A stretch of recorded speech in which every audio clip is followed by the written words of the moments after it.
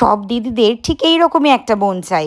কেন বলছি এই কথা, চলো দেখো তাহলে। ইয়েলো কালারের মিষ্টি ড্রেস পরা যে মেয়েটিকে তোমরা দেখছো ওর নাম ঈশিতা। দিদির বিয়ে ঠিক হওয়া থেকে শুরু করে mehndi artist, nail artist, makeup artist সবাইকে বুক করা, এ তো হলোই।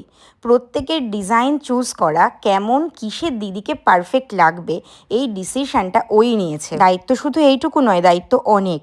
কেমন হবে শোলার মুকুট, কেমন হবে ব্লাউজ, কেমন হবে ওড়না, সমস্ত কিছু পারফেক্টভাবে সে রেডি করেছে। ওরই দিদির ব্রাইডাল মেকআপের জন্য ও আমাকে বুকিং করেছিল। ঈশিতা আমার মেকআপ ব্যাচের স্টুডেন্ট, সেখান থেকেই ওর সাথে আমার পরিচয়। ওদের লোকেশনে গিয়ে ওর দিদিকে রেডি করতে করতে ওর ম্যানেজমেন্ট দেখে আমি জাস্ট এত মিষ্টি পুচকি একটা মেয়ে, তার দিদির বিয়ের জন্য কত কিছু তার প্ল্যানিং, আর এত নিখুঁতভাবে তার ভাবনা চিন্তা আমাকে সত্যি অনেক বেশি মুগ্ধ করেছে। বিয়ে বাড়িতে সবার সব দিক খেয়াল করতে করতে 7টা 7:30 বেজে গেছে, ও তখনও রেডি হতে পারেনি। রেডি হওয়ার জন্য ওর একটি জায়গায় যাওয়ার কথা ছিল, কিন্তু এত কিছু কাজ সামলে ওর পক্ষে আর বাড়ির থেকে বেরোনো সম্ভব হয়নি। আমাকে এসে বলছে, তুমি কি আমাকে একটু রেডি করে দিতে পারবে, অনেকটা দেরি হয়ে গেছে। জাস্ট তাড়াহুড়ো করে ওকে রেডি করতে বসে গেছি, কারণ বর বেরিয়ে পড়েছে বিয়ে করতে আসার উদ্দেশ্যে, অনেকটা চলে এসেছে।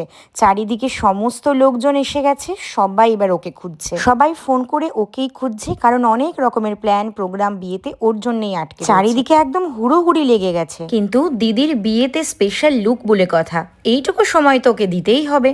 শাড়ি ড্রাপিং অ্যান্ড মেকআপটা মোটামুটিভাবে কমপ্লিট হয়ে গেছে, কিন্তু এখনও রয়েছে হেয়ারটাকে প্রপারলি সেট করার পালা।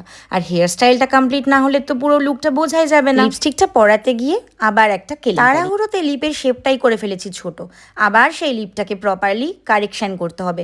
আর লিপটা ভালো না হলে তো চলবে না, মুখটা তো ঠিকঠাক করে এনহ্যান্সই করবে না। ব্যাস অলমোস্ট অনেকটা হয়ে গেছে। কেমন লাগছে বলো তো? কি মিষ্টি লাগছে কিন্তু, আমার কিন্তু খুব ভালো লাগে। কিন্তু এখনো একটু কাজ বাকি আছে, যেমন হেয়ারটা প্রপারলি ভাবে সেট করা। আমি ওটা রাফলি করে জাস্ট রেখে দিয়েছিলাম, বাট ওইভাবে রাখলে একদমই ভালো লাগছে না।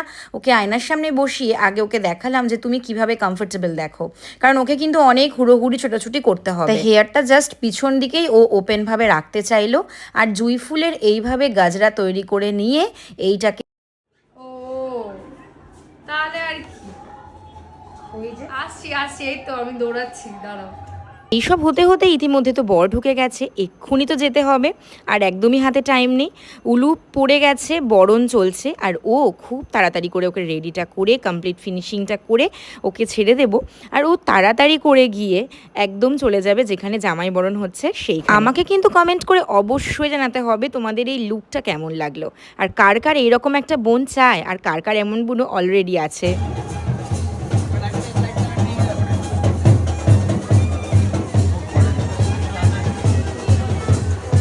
আমি আমার লুক কমপ্লিট করে নিয়ে গুছিয়ে বেরোনোর সময় ওকে তো খুঁজছিলাম, তো দেখি ওর জামাইবাবুকে সঙ্গে করে নিয়ে বাড়িতে ঢুকছে। কি মিষ্টি লাগছে না? জানিও কিন্তু তোমাদের কেমন লাগলো।